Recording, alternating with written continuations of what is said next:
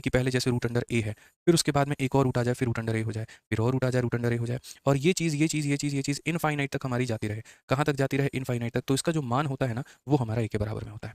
यानी जो संख्या मेरे भाई कई बार रिपीट होती है, तो वैल्यू जैसे 7 7 7 7 7, तो आंसर भी कितना आएगा? 7 आएगा। अगर हम यहाँ पर 9 9 9 9 करें तो आंसर भी कितना आएगा? तो 9 आएगा। अब ऐसा होता है तो क्यों होता है? इसके पीछे भी तो कहीं ना कहीं रीज़न होगा। तो इसके पीछे का रीज़न और इसके पीछे का लॉजिक हम आपको पढ़ाते हैं। सर्च में कोई भी ऐसा सवाल नहीं होगा जिसके पीछे का हम रीज़न या लॉजिक आपको नहीं पढ़ाएंगे। जो भी चीज़ हम बताएंगे मेरे भाई, उसके पीछे एक पर्टिकुलर लॉजिक है और वो हम बताएंगे। तो मान लीजिए कि हम यहाँ पर ये मान लेते हैं कि लेट एक्स का जो मान होगा वो यहाँ पर ये बराबर होगा किसके? तो रूट अंडर ए के, फिर उसके बाद में यहाँ पर रूट अंडर ए के, फिर उसके बाद में यहाँ पर रूट अंडर ए के, और इस तरीके से करके यहाँ पर इनफाइनाइट तक। अब यहाँ पर दोस्तों क्या होता है, देखो, अगर बेसिक से ये जो प्रूफ है अगर बहुत ज़्यादा समझ में नहीं आया तो बहुत ज़्यादा सर खपाने की जरूरत नहीं है, सीधा सीधा प्रूफ याद कर लेना है।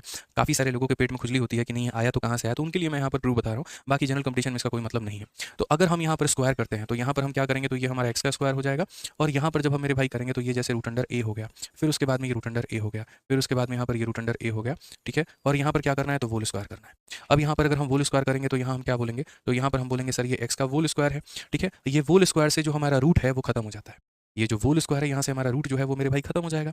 याद रखना, कभी भी स्क्वायर से बाहर वाला रूट खत्म होता है। जैसे मानो अगर किसी संख्या में ऐसा है कि यहाँ पर जो है आपने 2 बार रूट लिख करके और यहाँ मान लीजिए एक्स लिखा है, जब आप स्क्वायर करते हैं तो पहले बाहर वाला खत्म होता है, फिर अगली स्क्वायर में फिर अंदर वाला खत्म होता है। ऐसे ये लॉजिक चलता है। तो अगर आप यहाँ पर जब स्क्वायर करेंगे ना, तो ये स्क्वायर से आपका बाहर वाला रूट खत्म हो जाएगा, तो यहाँ बचेगा ए, और बाकी संख्याएं मेरे भाई यहाँ पर ये एज इट इज रहने वाली है। बाकी संख्याएँ क्या होंगी, तो ये एज़ इट इज़ हमारा जाकर के इनफाइनाइट तक रहेंगे। अब एक बात बताओ, पूरे समंदर से मात्र एक बूँद पानी निकाल लो, कोई कमी पड़ेगी? बताओ। पूरे आसमान में लाखों करोड़ों तारे हैं, एक तारा गिर भी जाए तो कोई फ़र्क पड़ेगा? नहीं पड़ेगा। उसी तरीके से मेरे भाई यहाँ पर अगर आप देखोगे तो ये जो ए है ना हमारा, ठीक है, ये ए हमारा इनफाइनाइट तक मल्टीप्लाई हुआ है, और उस पूरे इनफाइनाइट में से अगर एक ए हमारा बाहर आ जाएगा तो कोई फ़र्क पड़ेगा? तो बोलोगे नहीं गुरुजी कोई फ़र्क नहीं पड़ेगा। नहीं गुरुजी कोई फ़र्क नहीं पड़ेगा। तो अगर कोई फ़र्क नहीं पड़ेगा ना मेरे भाई, तो यहाँ पर ये सारी की सारी वैल्यू जो है मेरे भाई यहाँ पर आपने किसके बराबर मानी थी? एक्स के। तो ये सारी की सारी वैल्यू जो है वो मेरे भाई यहाँ पर एक्स के बराबर हो जाएँगे। पूरे आसमान में से एक तारा बाहर निकाल दो, उसको कोई फ़र्क नहीं पड़ने वाला है। तो वही बात है, ये पूरी वैल्यू आपने जिसके बराबर में मानी थी, ये उसी के बराबर में हो जाएगा। अगर आप यहाँ पर देखोगे तो फिर बोलोगे सर ये एक्स से हमारा एक खत्म हो जाएगा यहाँ कितनी बार में? एक्स बार में, और फाइनली एक्स की वैल्यू हमारी आ जाएगी ए के बराबर। इसीलिए मैंने कहा कि ऐसे सवालों में क्या होता है, तो ऐसे